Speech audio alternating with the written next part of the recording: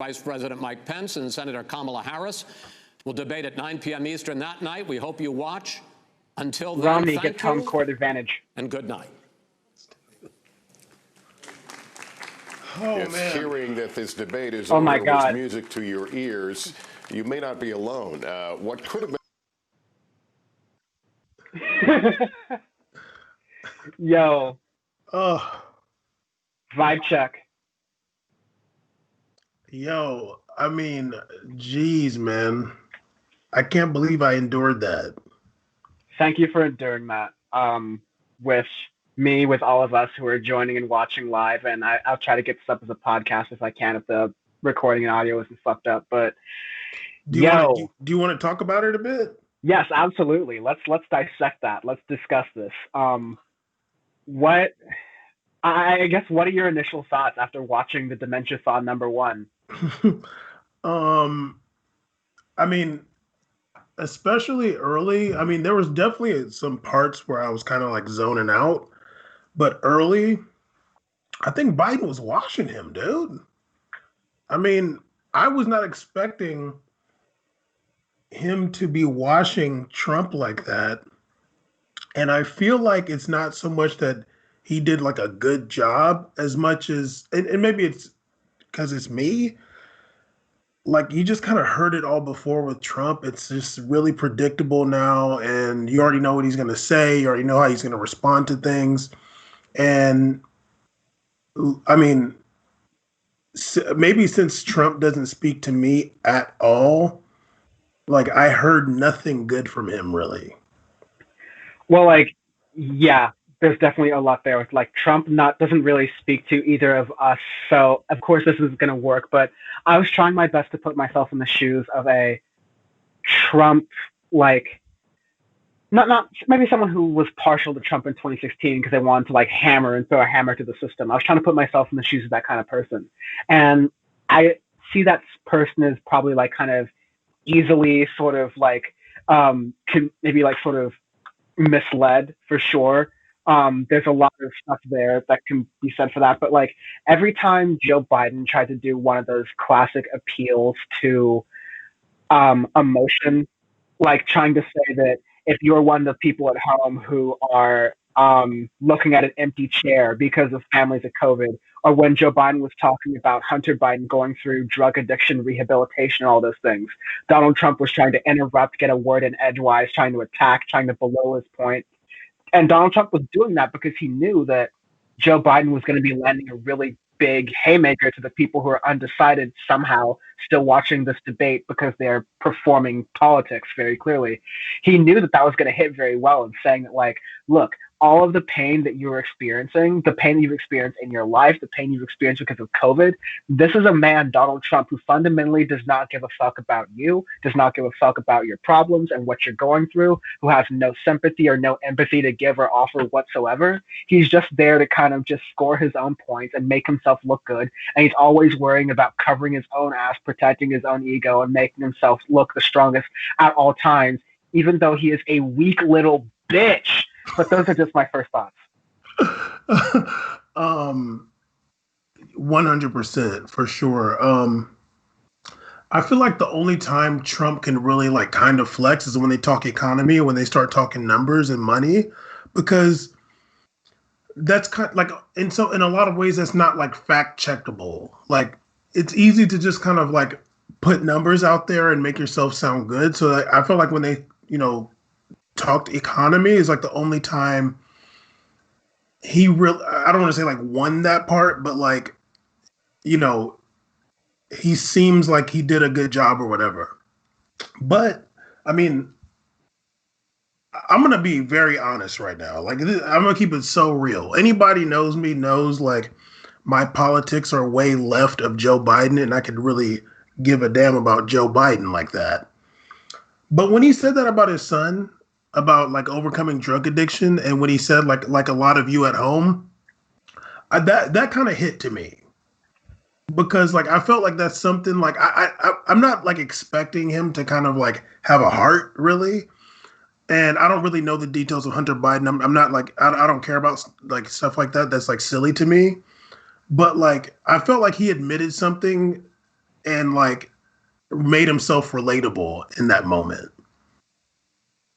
Yeah, like that was the moment where, look, Joe Biden has to do a little bit of creating his own narrative on Joe Biden because so much has been said in the media about Donald Trump and who he is as a person, and so much has been said in the media by Donald Trump about Joe Biden and trying to paint a picture of him. Like Donald Trump just shooting like 2 or 3 Joe Biden lies a minute. And like people know my politics very well. I'm not going to be the first one to defend Joe Biden by any means of the imagination. Check out the older episodes of Political Report / Power Report to talk about that, and the older things that Bam and I have both done. But that was a moment for Joe Biden to express himself and appear empathetic to an everyday American person. This has been a particularly weird election cycle where you're not able to do as much like shaking hands and kissing babies as you usually do because of COVID. And so Joe Biden really needs those kinds of moments. And that was the stuff that was being said about Joe Biden during the primary. It's like, look, he's really good at those like little anecdotes you can appeal to personally that everyday people will just go, yeah, I know someone like that. I understand that pain. I understand that struggle. Joe Biden, like whatever you say about him, dude's been through a lot of personal pain, and Americans have been through a lot of personal pain, especially right now. A lot of that inflicted by Donald Trump. And so Joe Biden's trying to appeal to that, and I think that's good. I think Joe Biden didn't do as good of a job as he should have at saying the pain is Donald Trump's fault.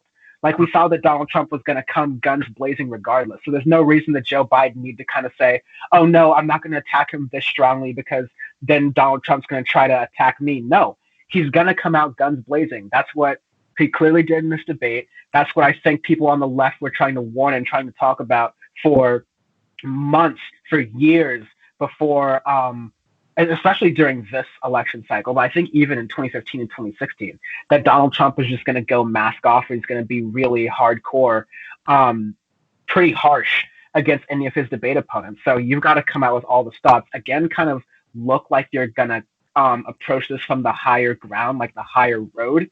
But you can't be afraid to kind of get in the trenches and get a little bit dirty with him. And I think Joe Biden did that to some extent without letting his quote unquote, as quoted in the political media, Irish temper get the best of him.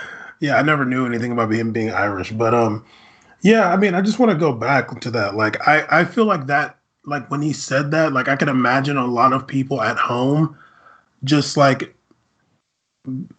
hitting them hard, because we've all known people that have dealt with drug addiction, and that's like a big deal. And for somebody to like be on that stage, somebody's running for president, been in politics forever, like I don't know, it was just like really relatable. And it wasn't like, you could tell, like it wasn't like planned, like he just like happened to say, like responding to what Trump was saying about him.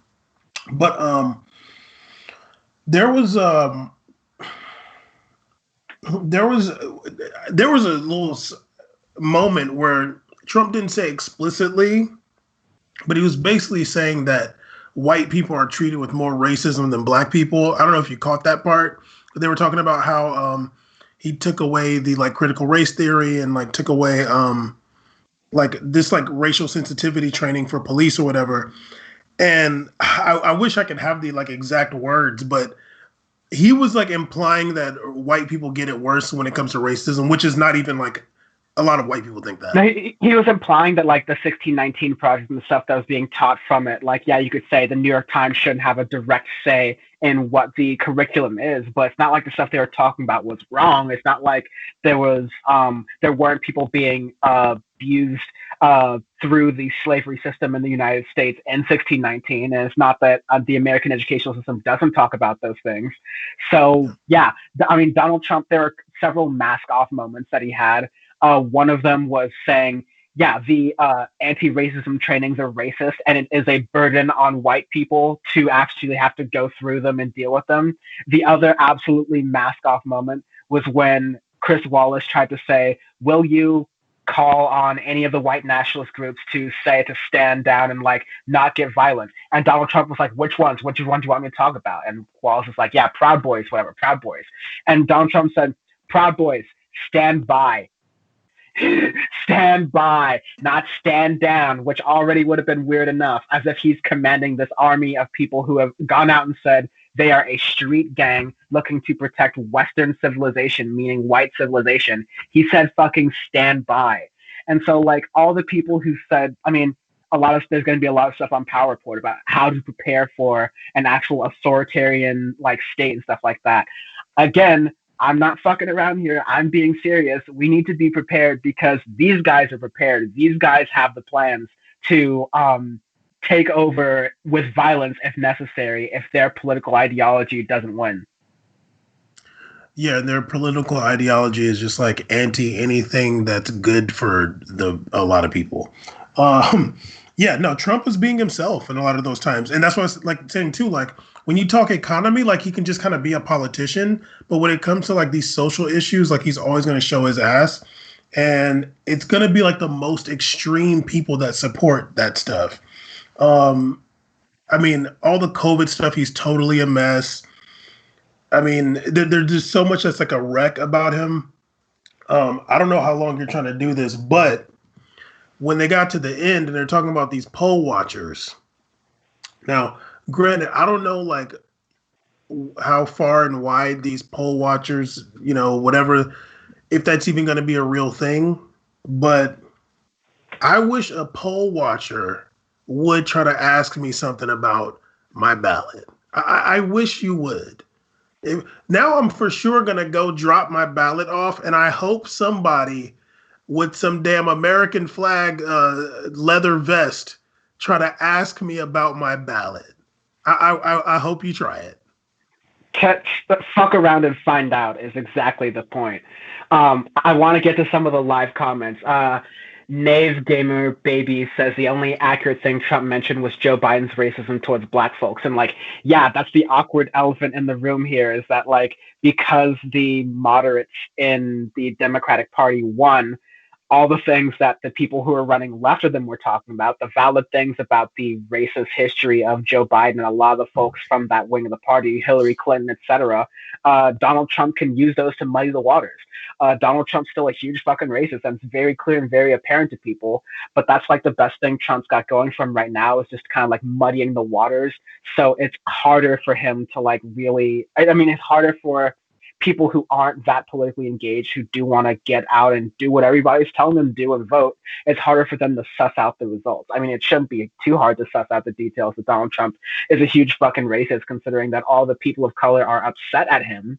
And maybe some people might choose to listen, but there's still an entire media apparatus out there for right-wingers to trust fall into, ready to tell them that they're not racist, that Black Lives Matter and Antifa are the real racists, that reverse racism is worse than regular racism, and all these other things that'll make you feel comfortable in your ignorance. So that's all readily available, and Donald Trump's readily playing into that. Yeah, and honestly, like I find in like a lot of black media, like the 94 crime bill still comes up a lot. And it's and like, yeah, but I'm just like, I mean, I don't know if that's insensitive to say, but it's like, damn, that was a long time ago. Like, can he talk about something from now? Like, and also like Trump was like trying to get rid of mandatory minimums and stuff like that. Like, there's like, I mean, this guy's talking about law and order, so it's not like he's like, he tried to play that, I'm letting people out of jail, and that's like his appeal to black people. It's like, I'm letting people out of jail. The funny thing actually that didn't come up when they talked about race or whatever is he didn't talk about his platinum plan. I was very shocked he didn't bring that up. It just came out like 2 days ago. It's a joke, but like, I mean, I think that even shows for him how fake it is. Like, it's just, just like roll it out here. Black people like this. It's named platinum. Tell us about the platinum EBT card that Donald Trump is about to roll out. As I think that's still some new for some folks. Oh, you sort of like, I read it. I just saw that he's like some $500 billion plan to like invest in the black community and all this other stuff. It's nonsense. And I'm sure whatever Biden's plan is nonsense too. Like Green Dot cars is every Popeye's chicken. There you go. I was going to say something crazy. I'm going to relax. But we are live. I cannot edit you, buddy. I was going to say something about like girl bikes and flip flops, but yeah. he didn't bring that up, which I thought was telling. And yeah, like when they talk about that 94 crime bill also, like it wasn't like it was just the centrist white Democrats were supporting that. There were a lot of black prominent people that supported that crime bill too, because they were talking about crime in their own communities. So it's not so like yeah, like I'm not saying that it was fine and it was perfect. Like we know what America's about, but it wasn't like oh like that bill came up and the Republicans were against it and the Democrats were for it. No, it wasn't like NAFTA. When NAFTA came up, all the Democrats were against it and all the Republicans were for it, and then Bill Clinton signed it into office. That crime bill, it was a bipartisan effort. Like there hasn't been anything progressive in this country for decades that Republicans as a body have been for. Like we got to be honest about stuff like that. Usually when the Democrats and Republicans unite on anything, it's to screw regular everyday people. So yeah, that's the point. Going over to the YouTube chat now. Oh yeah, no, we kind of answered that question, like what the platinum plan is. Over on Twitch, yeah, Bam just Caesar just basically agrees with you. Like, yeah, if someone needs to try and mess with him or anyone else while they're trying to vote, like I mean, test someone, seriously, test someone. Um, Another thing that Caesar said, Biden had a little bit of a lower tone and a calm approach to things, and Caesar felt that that was a good kind of counterbalance to Trump's sort of loud, bloviating, kind of out of control nature. And I think, yeah, I said I agreed as much. Yeah, I mean, I was kind of expecting and somewhat hoping that in some of those times where they're going to end up going at each other, like that's just going to happen no matter what. Like they're going to be responding to each other. Maybe like 3 or 4 times, Biden put the focus on like the people watching, like and that's like very politician type of move. Um, but like that was important. Like I'm not just gonna sit here and go back and forth with this guy and he called him a clown and whatever and says you're not gonna be able to shut him up and all that stuff. Like that's cool, like whatever. But at some point you gotta turn the attention to the people. And it's interesting. Yeah, he did that maybe 3 or 4 times, and I know what that's about, but Trump never did that. Like never. He never once did that. And I think that's just proving the point that this guy only cares about himself. I can't imagine anybody knows that is not aware of that by now. Um, and I can't remember if we talked about this on the political power report before, but at this point, like the lines are drawn. Really, what Biden has to do is get the non-voters to vote. That's what he's got to do. He's got to get people off their ass. Yeah, getting into that, because I think we can kind of go into we saw the debate, we went through it. I am 3 Trulies poor after dealing with all that stuff. But we can yeah, tell. that's kind of the point, is that what kind of ripple effect does this have in the campaign? We are now like almost officially or pseudo mostly in October at this point. So that means we have about 1 more month left in the campaign. I mean, 2020 and this entire past 4 years has been full of crazy surprises, but we still have time for ye ol' October surprise to come in hidden. So that can be a potentially major disaster going on. So that's something to worry about. But like, at your point, Bam, of talking about middle of the road voters, I don't think any of the. So I don't think if you are undecided. Let me restart. If you are undecided at this point with everything going on, I'm not sure if someone who is. I'm not sure if you're watching the debate and really like making your final decision there. Maybe you haven't been paying attention to politics or haven't been affected by politics that much. And so you can really honestly, truly make a decision right now and only right now as to who to vote for. If so, give me whatever drugs you're on to dissociate from whatever's going on, because I literally cannot do that as a person of color, but I would be super down to try it. But like, there is no, I don't think there's any moving the needle here. I don't think there's any sort of voter in the middle of the ground who was like, I saw what was going on and I learned something different about Joe Biden or Donald Trump from this. Maybe you're more affirmed in your vote for Joe Biden or Donald Trump based off of what you heard, perhaps. But I don't think this is really moving the needle anywhere. I think going into this debate, Donald Trump had positioned himself as challenger, even though he is the president. And Donald Trump had positioned this as Joe Biden gonna twitch out on dementia or have some sort of like mental malfunction. And I think this debate goes to show how strong Donald Trump has been at framing the media narrative for the past 4 years. But in watching the debate and seeing the actual results of like, yeah, it's looking like Donald Trump is making an ass out of himself and Joe Biden is not messing up. I mean, he's not performing particularly well, but he's not messing up and he seems to be appealing to people while this asshole is shouting over him. I mean, I think that might start to resonate with people a little bit. But again, I don't know if that's going to really like permeate this media bubble narrative. I mean, Joe Rogan has told us all that fair debates and free speech are the way to solve things and really make your own conclusions. And I think Americans might actually believe that they can make their own conclusions from this debate just by watching it and watching their favorite political channel do political analysis. Hi, friends. But yeah, I think a lot of people are just going to kind of pick their political tribes on this one, and that's what was going to happen before this debate to begin with. But Yeah. am I too cynical? No. I agree with what you're saying. Like there's the people that like somebody is a Trump supporter, like nothing's gonna change their mind. They don't even need to watch this. Like they're gonna just hear what they want to hear. And somebody who's like, ardent Joe Biden supporter, or somebody's just like resigned to the fact they have to vote for Joe Biden, they're gonna do that. But I'm talking about the people that like didn't vote last time, like didn't vote 2016, didn't vote 2018, like, or maybe they just like voted for the first time 2018. Which I knew some people that like from the Trump presidency up until 2018 made them say, I'm about to register and I'm about to like do this midterm thing and I'm gonna do this like next election thing. I think some of those people would be.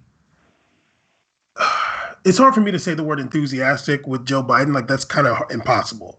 But I think that what he did tonight could have got some of those. Like I think it got some of those people. Here's my question: in the next debate, is that a vice? Like, are these guys doing 3 total, or is this next one a vice president?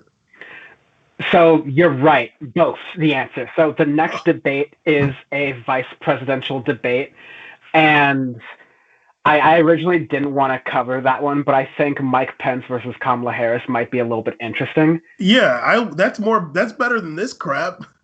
Okay, then you heard BAM. Same bat time, same bat channel. We're going to be doing this again, apparently. I didn't want to, but BAM decided, apparently. But, yeah, so to fully answer your question, there will be 2 more presidential debates after this. There's basically 1 debate a week. Next week's a vice presidential debate. And then for the next 2 weeks after that, each week we'll have a presidential debate of some kind. All the way leading up to the last one being like the week before election day. So of course that'll be the most consequential one. And by then we'll have been through the entire October news cycle at that point. So we'll only have, 2 more major disasters before election day. I can't even imagine what else they're going to talk about. Yeah, I mean, I don't know. Like they're just going to yell over each other a lot more. I can guarantee that. I mean, I'm happy they covered climate change. I'm happy that Chris Wallace on Fox News spent some time on climate change and actually asked like some halfway decent questions on it. And Trump admitted to believing in climate change to a degree. No. He said that people like clean water and clean air and immaculate air. That's not admitting to climate change. No. I think when Chris Wallace asked him like, do you believe that like human whatever can cause, like, I can't remember the exact words, but like he said like, do you believe like human beings contribute to climate change or something like, I don't know if he said the words climate change, but Trump said like, yeah, like a little bit. Like he admitted a little bit. Like he didn't say outright like no, but I'm not saying that's a good thing necessarily. I'm not saying like, oh, that's a reason to like celebrate. But I think that just the line of questioning and being in that position pushed him to the point where he couldn't just be like, no, it's a Chinese hoax. You know what I mean? Well, I mean, yeah, but now we're just getting into the realm of we're happy Joe Biden like retina didn't blow up during the debate. Like we're just like, this is just damning with faint praise here, dude. I'm sorry. I'm not No. like that happy that No. that Donald Trump lightly admitted to climate change may be happening and like then saying that Democrats want to get rid of all the cows. Like that's just complete bullshit. I'm not saying it like that. I'm just saying like it's like I'm not celebrating that he said that, but like it's like before he was saying it was a hoax, and now he's doing like he has to admit it. Like it's not like anything but reality pushed him to say the truth, even though he didn't say it as explicitly as he should have. Like I just like the fact that he couldn't just get up there and say something absolutely ridiculous about climate change. Like he had to concede that it's not a hoax, it's somewhat real, and then he's gonna do they want to get rid of the cows, which I'm down.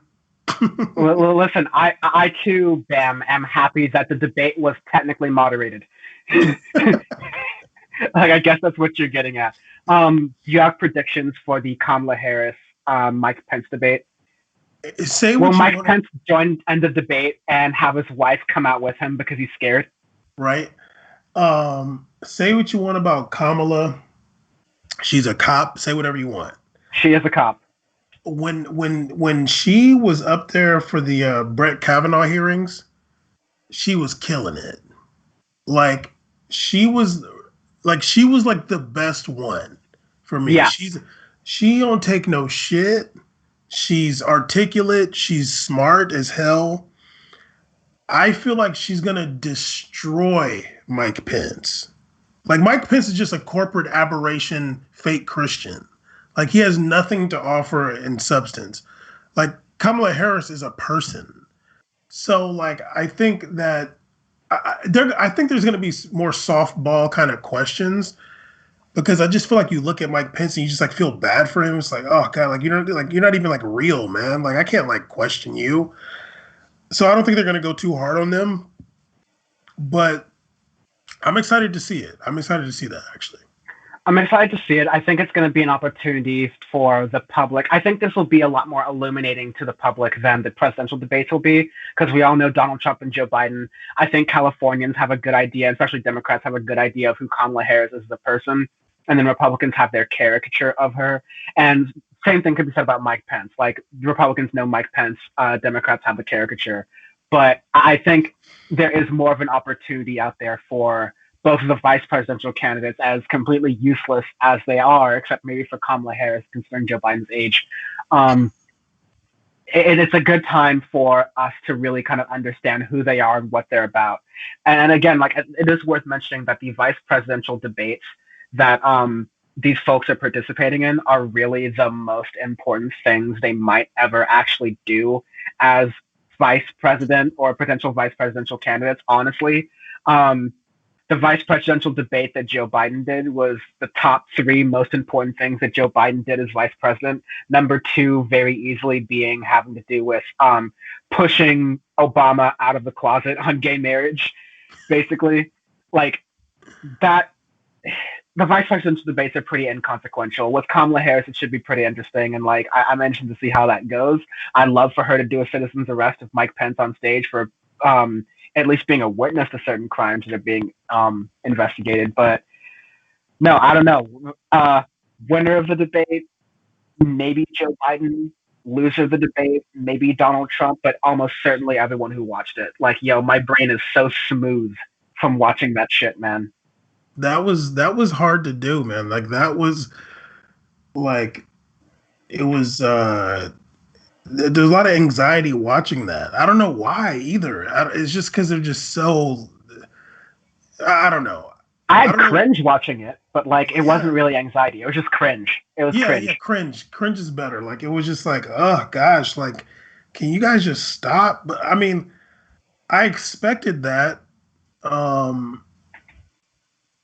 And oh, another thing, when they asked him about the taxes. Oh yeah, that was the whole thing. He asked some federal taxes. I want to say like 3 times, and Trump never said federal back. So like, yo, man, like, come on, dude. Like, But even then, that's another one of those things where, like, I think the tax return story was one of those classic, New York Times and probably the Democratic Party had that in their back pocket, waiting to throw that out right before the debate, before the Republican media machine could really sink their teeth into it and have their responsive narratives for it. That was a perfect kind of usual, the party elites work within the press to release things that are advantageous to their candidate. Republicans do this too, but it's a good, like, savvy Democratic thing. But again, I don't know if outside of these, like, hyper politically aware circles is the idea of Trump's tax returns isn't a thing. Because what did Trump's tax returns teach me? That Trump's a liar and a crook, just like many of the other, like, millionaires and billionaires in this country who are lying the American tax system. Did this teach me for the first time that Donald Trump is a crook? No, I knew that already. Did this teach me for the first time that the tax system is broken, or that there are millionaires and billionaires who are fucking crooks who abuse it? No, I knew that shit already. And I feel like a lot of Americans did too. So I don't think I hope the Democrats have more up their sleeve. You never know. I really don't think they do, considering how well they're rolling over for everything else. But the Democrats can't hang up their coat on tax returns. They can't hang up their coat on anything. This is still very much Biden's favored to win, but there is record numbers of voter suppression happening this year, record amounts of it. I mean, that it's still a very much live ball. It's anyone's game. yeah, I felt like the tax return thing was to put out his old platinum plan. But I don't know, like, whatever. Who knows what they're doing? Bam wants some Trump bucks. That's all I'm saying. Bam wants some Trump bucks. You keep mentioning the platinum plan. You just want the money. I mean, they're trying to appeal to black voters. I don't know. Maybe Kanye has another thing going on soon. Who knows? But yeah, I was surprised he didn't really talk about, like, abortion. I'm sure that's going to come up in the next, like, Roe v. Wade. I'm sure that's going to come up more in the next debates. World politics. He didn't really get into much in the world politics. There's that can definitely be touched upon in the next debate. I think you can talk more about the economy and jobs. There's going to be plenty of room with whatever political calamities happen in the next couple of weeks for them to talk about that. There's definitely much more to talk about. These are again, pretending that our system is real and it exists. These are like the job interviews for president. So there's much more to talk about than just this. But yeah, there will be more to talk about with this, and will be more to analyze with this. And I thank you once again, Bam, for joining me, and to all the people joining us in the stream for the very first time doing this. Thanks for bearing with the technical difficulties, because I'm sure there were a couple. But I'm honestly surprised that I was able to get this working anyway. So, hey, what the hell? It's a great time. I enjoyed it. I mean, you're saying joining you like I'm not part of the Power Report team, so maybe I'm not. Maybe the Power Report is just Dan, Belgian Dan here, and maybe I'm just an independent contractor. I'm not sure. There we go. Yeah, he took me out the screen. There it is. Yeah, that's exactly how it's going to work. No, I don't know. That's okay. That's fine. I don't need any commitment right now. It's fine. I'm just enjoying the ride. I think that's where we are, Bam, at this point. We're just enjoying the ride. We'll see where it takes us. And, hey, let's not put any labels on this. Wow, look at this guy. Look at this. Other than the label that's directly above there. Bam does not want to be found on Twitter, but he can be found on Twitter at March Leonard. And on Instagram at Free Discussion Society. Yeah. I can be found on Twitter at Dan from the Web, and on Instagram at Dan from the Internet. Make sure you're following there.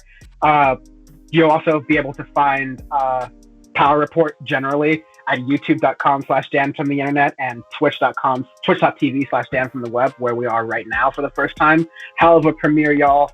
And Power Report World is a podcast. Check us out at Power Report WRLD on Twitter and powerreport.world on Instagram. I know that's a lot, but thank you for joining us. It's been really fun to do, and I guess Bam talked us into doing another one, so we will be. Cheers, y'all. Yeah.